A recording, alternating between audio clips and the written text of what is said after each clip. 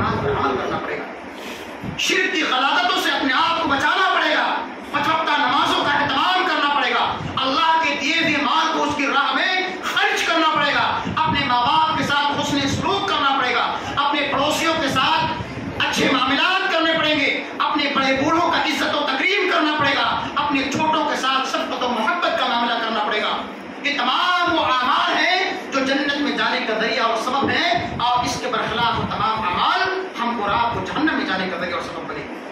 اللہ کے حبیب نے فرمایا تھا کہ اتقوا النار ولو بشق تمرہ، اے میری امت کے لوگوں، اے امت محمدیہ کے افراد، تم اپنے آپ کو جہنم کی آگ سے بچا لو، گرچہ کھجور کا ایک ٹکڑا ہی اللہ کی راہ میں خیرات کر کے کیوں نہ ہو، کھجور کا ایک ٹکڑا اللہ کی راہ میں صدقہ کر کے خیرات کر کے تم اپنے آپ کو جہنم کی اس آگ سے، اس درکتی کی آگ سے بچا لو۔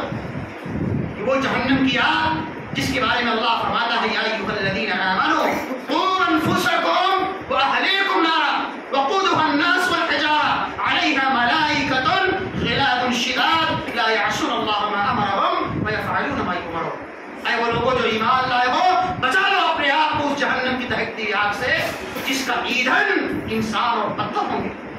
وقودها الناس والحجارہ علیہا ملائکۃ غلاظ شداد، جس جہنم پر ایسے سخت فرشتے مقرر ہیں، لا یعصون اللہ ما امرهم، کہ اللہ رب العالمین جن کاموں کے کرنے کا حکم فرشتوں کو دیتا ہے، وہ فرشتے اللہ کے ان تمام احکامات کی پاسداری کرتے ہیں، اللہ کے حکم کی خلاف ورزی نہیں کرتے۔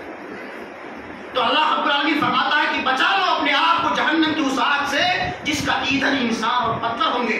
اتقوا النار ولو بشق تمرہ، چاہے ایک کھجور اللہ کے راستے میں خیرات کر کے، ایک کھجور کی ہمارے اور آپ کی نگاہ میں کیا اہمیت ہے؟ کوئی اہمیت نہیں ہے۔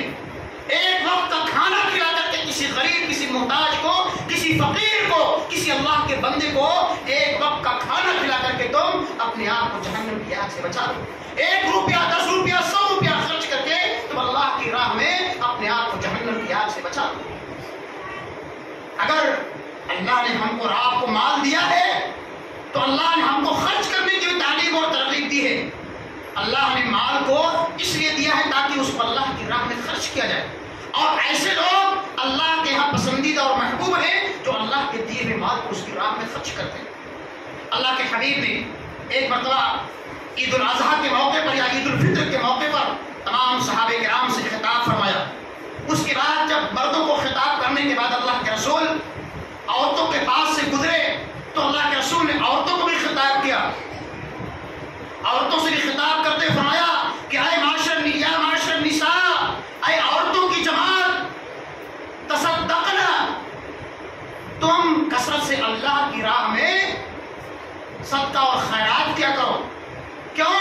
اس لیے کہ میں نے تمہیں جہنم کے اندر زیادہ دیکھا ہے، یعنی عورتوں کی جماعت جہنم کے اندر زیادہ رہے گی، مردوں کے مقابلے میں عورتوں کی جماعت یا عورتیں جہنم کے اندر زیادہ جائیں گی۔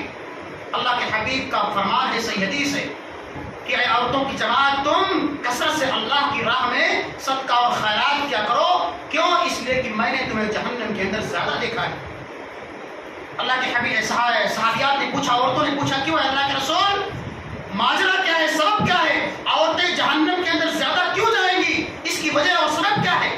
اللہ کے حبیب نے فرمایا کہ تم اپنے شوہروں کی ناشکری بہت کرتی ہو، ہر چھوٹی چھوٹی بات پر اپنے شوہروں پر لعن طعن کرتی ہو، انہیں برا بھلا کہتی ہو، انہیں گالی گلوچ دیتی ہو، ان سے لڑائی جھگڑا کرتی ہو، ان پر تان و تشنیع کے تیر برساتی ہو، اور ان کو جو ہے ان کو ستاتی ہو، ان کو تکلیفیں دیتی ہو۔ یہی وجہ ہے اللہ کے رسول نے فرمایا تھا کہ اگر ایک مرد اپنی بیوی کے ساتھ زندگی بھر حسن سلوک کرتا ہے، اچھے معاملات کرتا رہے، اس کو اچھے سے اچھا کھلاتا رہے، پلاتا رہے، اور اس کو اچھے سے اچھا لباس پہناتا رہے، کبھی کسی ایک موقع پر اگر کچھ اونچ نیچ ہو جائے، کچھ کمی اور زیادتی ہو جائے، عورت فوراً طعنہ مار دیتی ہے کہ آپ نے میرے ساتھ کبھی کیا ہے کیا؟ یہ عورت کی جو ہے کمی ہے جس کو اللہ کے رسول نے صحیح حدیث کے اندر بیان فرمایا۔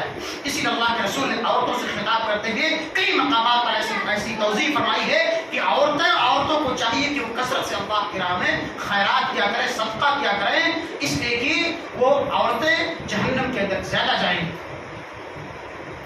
اور اسی طرح سے عورتوں کی بہت ساری ایسی صفات مذمومہ ہیں جس کے بارے میں اللہ کے رسول نے تبصرہ فرمایا ہے کہ نساء کاسیات عاریات مائلات ممیلات، کہ وہ پردہ کپڑا پہننے کے باوجود بھی ننگی نظر آتی ہیں. یہ وہ صفات ہیں جس کی وجہ سے عورتیں جہنم کے اندر جائیں گی. محل استشہاد یہ ہے، کہنے کا مطلب یہ ہے کہ ہماری ماں اور بہنوں کو، ہماری بہن بیٹیوں کو اپنے گریبان میں جھانک کر کے دیکھنا اور سوچنا چاہیے اور غور کرنا چاہیے. اور اس سے بڑی بات یہ ہے کہ گھر کے سرپرستوں کو، گھر کے بڑے بوڑھوں کو سوچنا چاہیے اور دیکھنا چاہیے کہ ہماری بہن بیٹی کہاں جا رہی ہے، کس سے ملتی ہے، کیا پہنتی ہے، کیسے اٹھتی ہے، کیسے بیٹھتی ہے. ان تمام چیزوں پر ہماری نظر ہونی چاہیے. گھر کی بڑی بوڑھی عورتوں کو بھی چھوٹی بچیوں پر نظر رکھنی چاہیے کہ بیٹی کیا پہن رہی ہے، کیسے ملتی ہے، کیسے جاتی ہے، کہاں جاتی ہے، اسکول سے واپس کب آتی ہے، کس سے ملتی ہے، اس کی سہیلیاں کیسی ہیں. ان تمام چیزوں پر ایک ماں کی، ایک باپ کی نظر ہونی چاہیے.